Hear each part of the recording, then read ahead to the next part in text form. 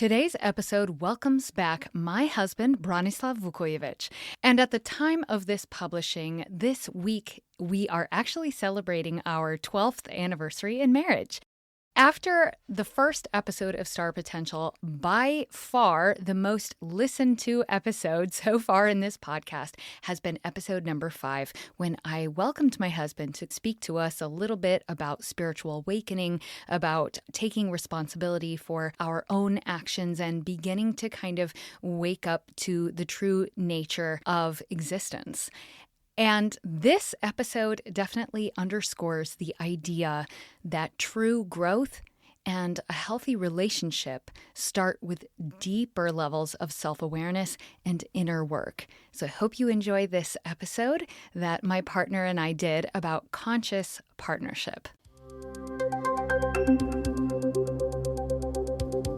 Welcome to Star Potential, a podcast where we explore the meaning of our existence while having a few laughs and sometimes tears through stories from the road of life. I'm your host, Julie Jo Hughes. As a stage performer, my life is quite literally about song and dance. I believe that life here on Earth is a playground for discovery, not a contest to be won. We ask questions together like, how do I evolve my consciousness? And how do you sing a passionate ballad when there's an old guy in the front row with his balls showing? True story. Stick around for these fun conversations. Good morning. Good morning, sugar. Today, I think we should talk a little bit about conscious relationship, conscious partnership. Something we definitely know about. We've not always had a marriage without any blips and boops. I mean, I think every marriage has phases, and we definitely find ourselves right now in like an amazing place, I have to say. It's not like disagreements never come up, but arguments and fights really are not happening almost ever at this point. And it's not like it was always that way. Yeah. Yes, you said conscious relationship. That's what you said. But we also went through the period of unconscious relationship. And that was the period where we had all kinds of fights and disagreements that escalated to the point where something had to be changed. And then all that we adopted as a lesson, and now we're here where we are right now. Yes, that's true. And I think a lot of times in a relationship, you have to kind of stumble your way through it. Just like as an individual, we have to fall on our face to figure things out. Sometimes I think relationships have to go through that. Well, especially long-term relationships and marriages, we go through these phases of both people are constantly growing, hopefully. And as two people are growing, it affects how we interact with our partners. And I think through those different phases, you either grow through those things together or you grow apart. Yeah, so I'm going back again on what I said in the beginning. It all depends whether the growth is conscious or unconscious. So the growth is also be unconscious, which means the life will be the one that will teach you and it will grow you. That kind of a growth can be painful. It can be slow and it can be painful. But if the growth is conscious, then there is a vast differences between your own personal self-improvement, which will then reflect on the relationship with your partner. So that's something that I had to learn in my own personal example. So just to rewind the story, years ago, you and I met in 2011, and everything was beautiful in the beginning. Our son was born, and then somewhere around, he was like 2.5 years old. We started having some disagreements in our marriage and some fights. And at that point, I started to realize that if I don't change myself, that I might be somebody who's divorced. I even had thoughts, maybe I'm better off of you. But then those thoughts actually scared me a lot because I was not seeing myself as a father who's going to see their own kids maybe once in a while or every other weekend or something like that. I grew up within the mom and dad who were in the marriage until my dad died. My grandparents also on both sides. So somehow I come from the environment in which the marriage was sacred. So probably unconsciously I had it embedded in me that that's not acceptable. Then I started realizing that the problem can be only changed within me whether I am going to continue being with you in the marriage or not, the self-improvement, me evolving my own consciousness and awareness for the benefits of my own personal life for the rest of my life was the priority. So in that moment, I also realized that I do want to save the marriage because I assessed the situation when it comes to you, and I realized that the most important characteristics that I want about my partner were already within you. So that was the turning point where I said to myself, no, I have to work on myself so that we can stay in marriage. It's interesting because at the beginning there, I feel like you were in a different place back then, but it did sound like there was a fear that was kind of driving for a little bit there. It was like, oh no, I don't want to be divorced. I don't want to not see my kids all the time. And that is a very real fear. But it seems like in examining those fears, you actually found that it was not the fear that was driving the desire. It was actually, yes, the fear was there, and that was what kind of shook you and made you examine things. But when it came to changing, that actually came from a desire to want to be with this person that you fell in love with and things. It was not, the actions that you were taking were not actually coming from the fear, but actually from the wholeness and the inspiration. Would you say that's correct? Absolutely, absolutely. That's a very good point. Thinking about what you said is some listener will think that, yes, the fear can be a driving vehicle, but then if the fear is the driving vehicle and all the other characteristics are not in place, then eventually that will come out. Eventually that would play itself out, and the marriage or the relationship, it wouldn't hold on. It has to be based on something much stronger, which is the honesty, the love that is within you. It has to be based on that. Absolutely. Because otherwise, if the driving force was the fear, then, we both have examples of people where maybe they stayed in a relationship that was no longer serving either party, but they were afraid I wouldn't be able to support myself on my own or something like that. And when the drive is coming from the fear, there actually aren't any positive personal changes that's happening. That isn't personal growth. That's keeping yourself, maybe compromising who you are. That's settling for something. That's not growth. That's actually more, it's like not the kind of surrender that I cheerlead here.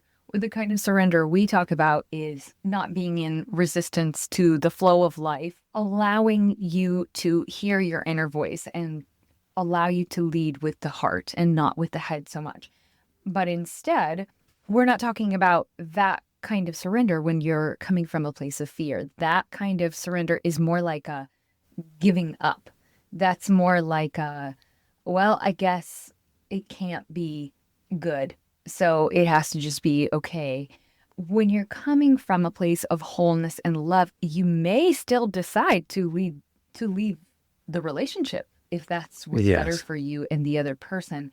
But it's not coming from fear. It's actually coming from, I am whole and perfect as I am. Perfect doesn't mean you don't ever make mistakes, meaning I don't need something outside of myself to complete myself, which is this other person in this case. Yes. Right? So I just wanted to kind of clarify that for people too, that when we're coming from a place of love, then the desire to change is coming from, I already know that I am whole as myself, and I desire to have a partnership with this person because I love this person and because I see us growing together. And it's too important to me to have that I'm willing to do work on myself, to find more compassion, more patience, more understanding of this other person, which always comes back to fully understanding and loving all the parts of ourselves. Yes. What we're trying to explain here is that The most important relationship what we want to work on is the relationship with ourselves. There's no other relationship we could be focusing on before we even go to the couple counseling, for example. We have to start working on ourselves. Because if we don't, then we're just going to use the couple counseling as sort of a blame on each other. And hopefully the counselor will support your own opinion.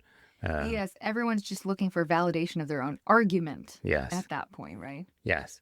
So if we understand that the only relationship is the relationship with working with yourself, on yourself, and improving knowledge about yourself, and then evolving your own consciousness and awareness, which then changes your identities, changes your character, changes how you present yourself in the relationship, and therefore you take full responsibility for everything that it was happening and is happening in your life, then you can make any decision you want. If you want to make a decision to stay in marriage, then that's loving decision. But if you want to make decision to split, then you're still making loving decision in separation.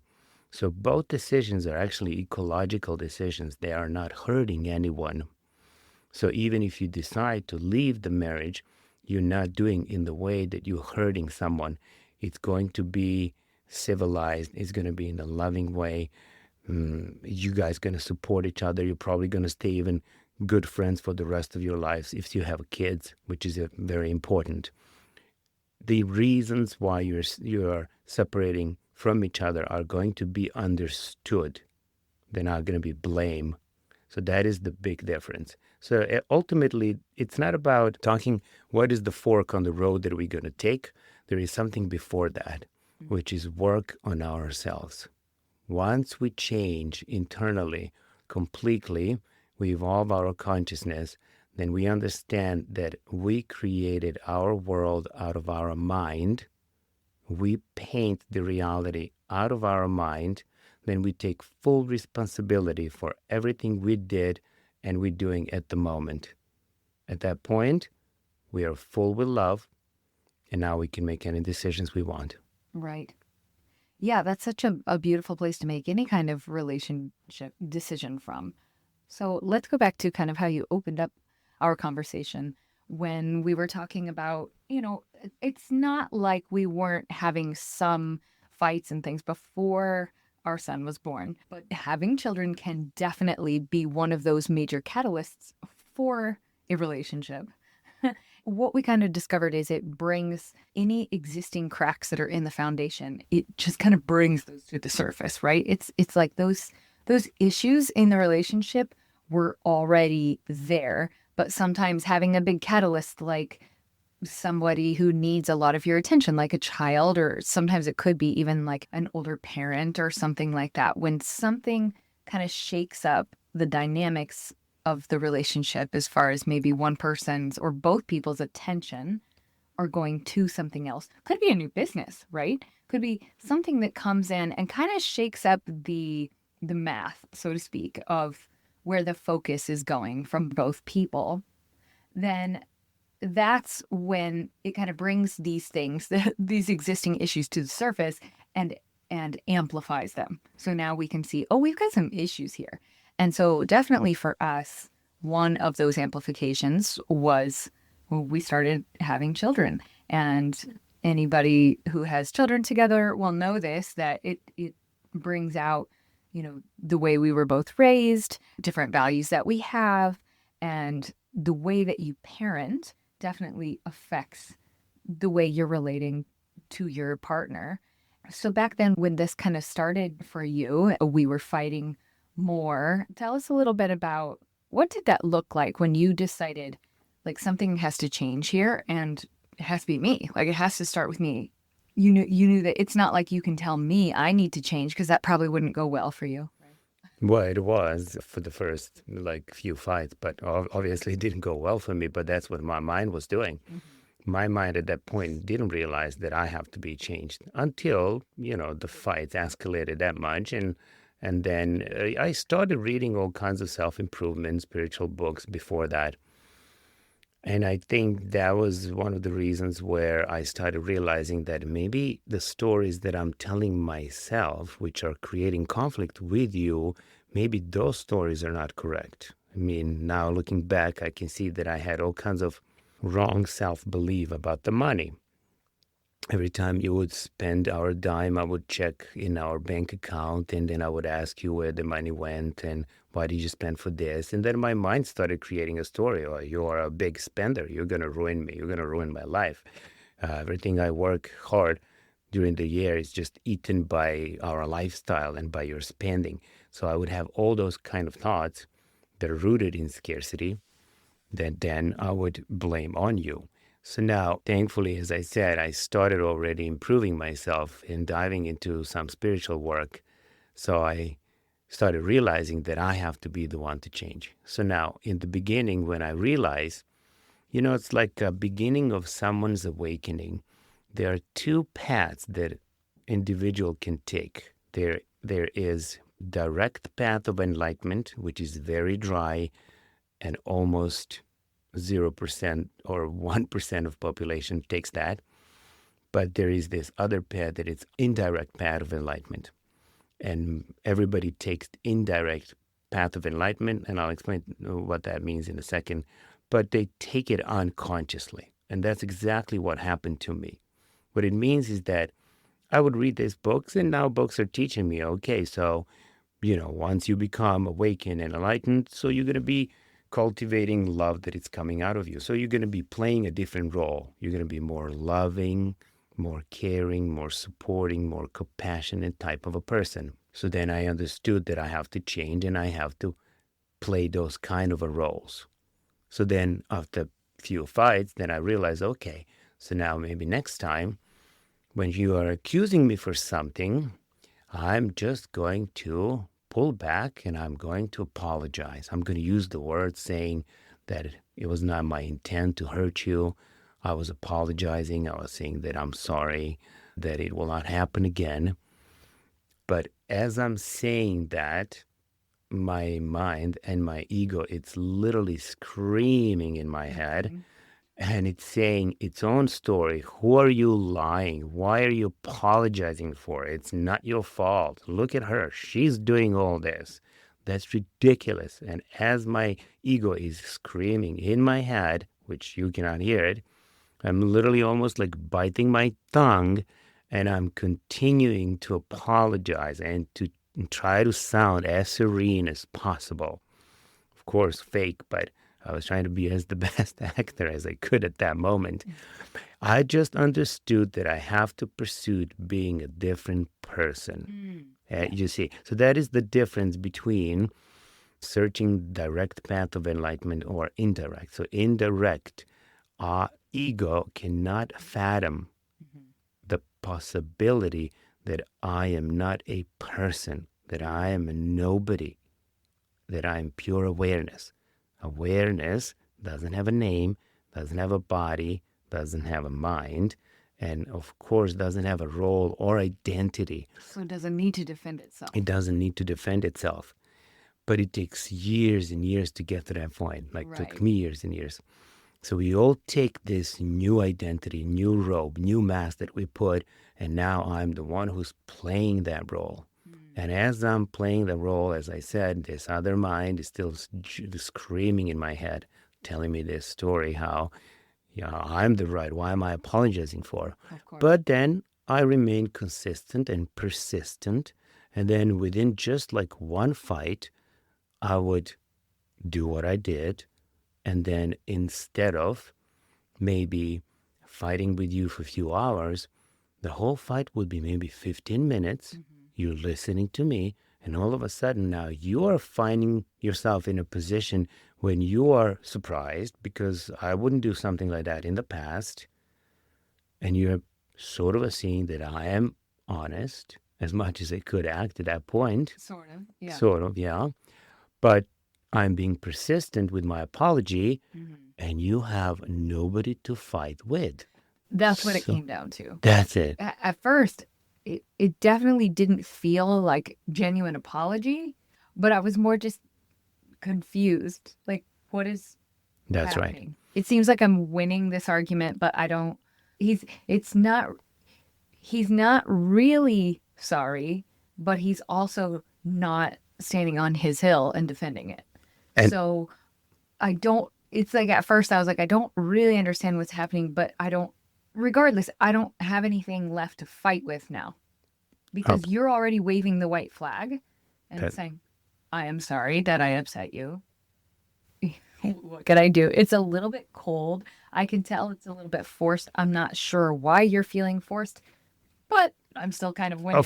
of course, yeah, and of course, it was not on on my first one. I'm sorry because it was pretty cold, Of but course, you it's kept. kind of faking it till you make it. That's right. But then you kept pulling your own side and trying to make your own point. Because I need to make sure I'm That's right. understood. I need to defend my hill, Yes. even if you're just saying sorry for no reason. And then within the next few minutes, my sorry is maybe a little bit more genuine, Yes, you know? right. Mm-hmm. And now 15 minutes of my sorry, it's much more genuine in the beginning Okay.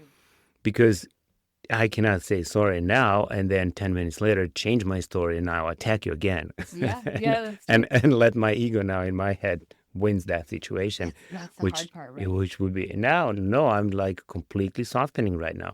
But the interesting part was that truly in that moment, I was aware. I was aware of my own energy. I was aware of my own thoughts, of my own voice, that second voice in the head. And then I was aware of you and your energy in the whole situation. It was literally almost like a matrix, like out of body experience. It's like from outside of myself, I'm watching myself and I'm watching you. And I'm seeing how, as I'm changing my energy and saying that I'm sorry, I'm seeing how I'm slowly deflating the entire situation in a benefit way, yeah. And then not that I'm winning in the sense, oh, I'm the one who won, but I am making you come in the same time. And now instead of fighting for a few hours, all of a sudden, the fight, it's over in 15, 20 minutes. And I can go to bed and I can sleep because that's what my mind is also telling me. Oh, it's late. So now what? You're going to be fighting now until 2 a.m. You have to get up at 5 a.m. You have to go to work. You're going to be exhausted tomorrow. You won't have any time and energy actually for your workout. This is ridiculous. So now everything is finishing within 15, 20 minutes. And I'm telling myself, oh, this is actually working. So now I went through that and that became experience. So now that experience becomes a stimulus to my mind. So now my mind was exposed to that stimulus, and that stimulus now is evolving my consciousness. So now that consciousness has evolved the way it is, it follows me to the next experience. Few days later, few weeks later, there is another fight. Now I already know what to do.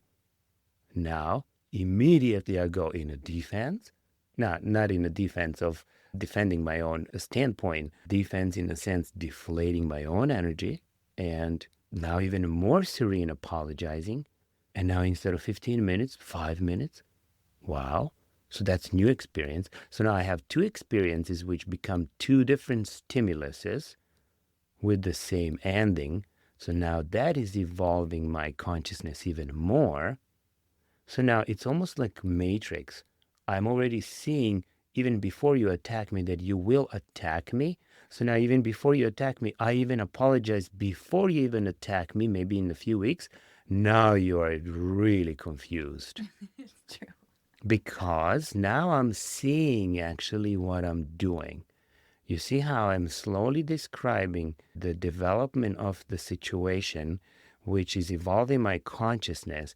And I'm slowly starting to understand now on the conscious level that I am hurting you. That everything in the past, that first fight that my mind was screaming, she's ridiculous, she's not right. You're the one who's right. Why she's accusing you for all these things? She's ridiculous. I'm actually now starting to understand there is some sense of compassion awakening within me, and I'm starting to understand that I did hurt you because you do have also your evolved consciousness. And yes, at that point, you had a victimized mind also.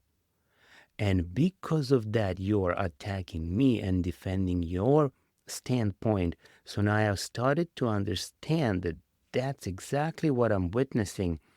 But instead of now charging on you and attacking you, I started understanding that you are in the same position as I am, but you're not seeing it yet. So now that I am seeing it, of course, I don't want to poke that ego. I will immediately apologize. But not only that, of course, I was hurting you because you were taking the circumstance with the mind that you had and you were explaining to yourself with the capacity of evolved consciousness that you could at that moment. And of course, you will be the victim. You will be the one to blame something that is outside of you.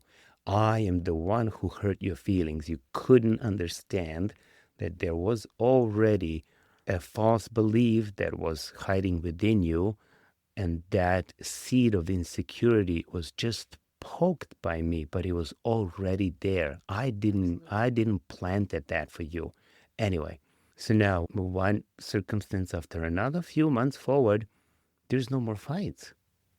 But now I'm almost like I'm living in a matrix and I'm seeing everything. And now every apology in the future, it's really becoming more out of heart. It's becoming more genuine.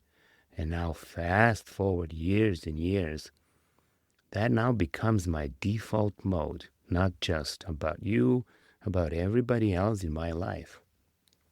Absolutely. That's where I was going to go next too. Isn't it beautiful how you start with somebody really close to you and somebody who you're in a loving relationship with, even if at the moment you're having lots of fights and you're having trouble remembering, oh yeah, I love this person, but you love this person. And so the beauty of it is, and we've talked about this in previous episodes on my solo episodes, that it's the beauty of play. So we get to experiment all the time. We're not trying to win life. We're constantly discovering, if we can remember that we are here in this human experience with our five senses that we know of and working with our physical bodies and in these interpersonal relationships to discover things. And so there is an element of fun here. There's an element of play that you got to try something different, because we've all heard the old adage, if you keep doing what you've always done, you'll continue to get what you've always gotten. And so you knew that a lot of times in couples, the same fights are happening over and over. It's the same things. And so if we want to stop that broken record, if we want to change what happens there, then there is an element of fun here where let me try something different and see what happens. And so that's kind of where you were coming from, and why we have to kind of fake it till we make it sometimes, because it's brand new. It's weird at first when you've gone your whole life defending yourself and your own opinions and things, to now suddenly, I'm going to try something new, which is not defend myself. That's going to be not my number one priority, to defend myself. Actually, my number one priority is to see others with the same innocence that I learned to view myself. And by practicing that with the person closest to you, it now becomes a little bit easier when you're at work, when you're on some kind of a committee, when you're with a group of other people for some common goal. You've learned first that skill set with yourself. Yes. With compassion and non-judgment, view the different patterns Yes. you have. And then you've done that with your partner that you love. And now you can begin to see those things, the seed of innocence in everyone. Yes. Yes. So what you're touching right now is that indirect path of enlightenment is turning into direct path of enlightenment. Okay.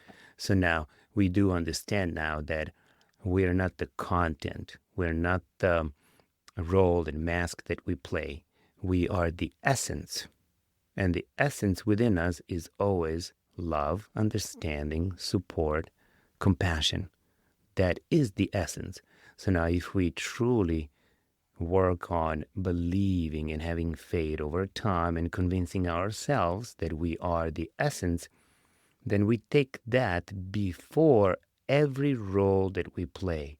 So then we say, I am a loving, compassionate, understanding, and supportive husband. Husband is the role that I play, but I'm not the role, I'm not the content, I'm the essence. So I'm the essence first.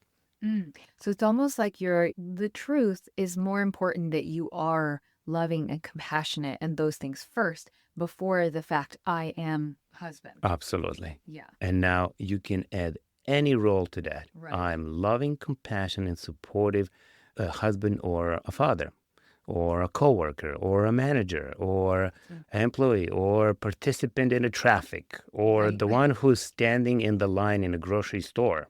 Right. Yeah. So now you are that first. So now to have even one step back, even that, if you lose yourself and mistaking yourself by thinking that you are identity of love, compassion, understanding, and support, over time, somebody will challenge that. And whenever you feel that's challenged, because now you took on a new identity, now you have to defend. Now, as you're defending, you're entering a new wave of suffering. So now there is another step before that. You're none of that. You are the awareness of that. Right. And that is that path of direct enlightenment. So now when you land at that step, now you're realizing that you are the pure primordial awareness of love, of support, of compassion. But from that point stand, you always have a choice. Then you say, I'm not that, but I choose to be that. Yes, absolutely. Because the awareness has wisdom, right? It's not just it's not the unicorns and rainbows kind of love and compassion, right? It's not like I let people walk all over me. It's not like I say sorry when I don't need to. It's a choice that you're making because it's more important to see the innocence in that person and to have the compassion and love for them because you are almost standing at a higher point on the hill and you can see from above that this person was playing a role, I was playing a role. We got a little bit lost in that in defending these roles.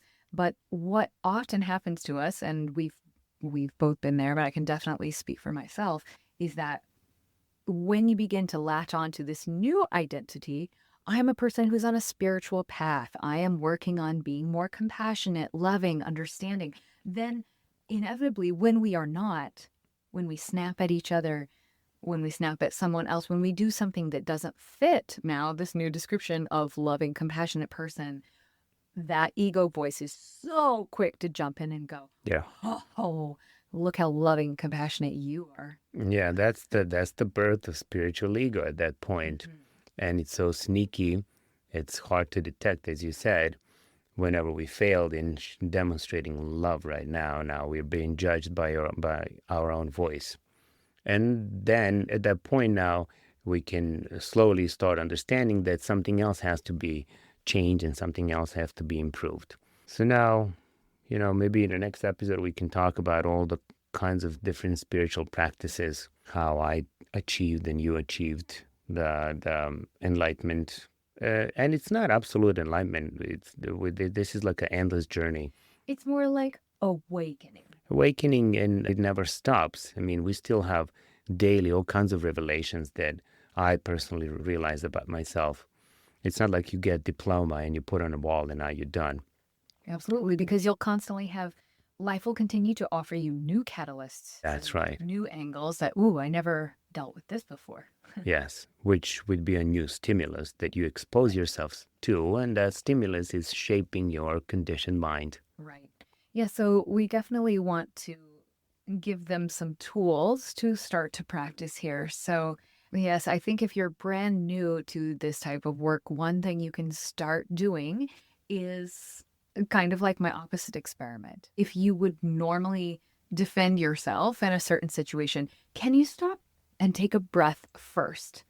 And that even can be step one. Like, let's shake things up by, let me take a pause before I defend myself? Can I take a deep breath, try to calm my heartbeat back down, re-regulate my nervous system a little bit? Just from a scientific point of view here, when we take a deep inhale in, we hold it for a beat and then take a deep exhale out. We're talking like maybe 12 and a half seconds total for the inhale and the exhale.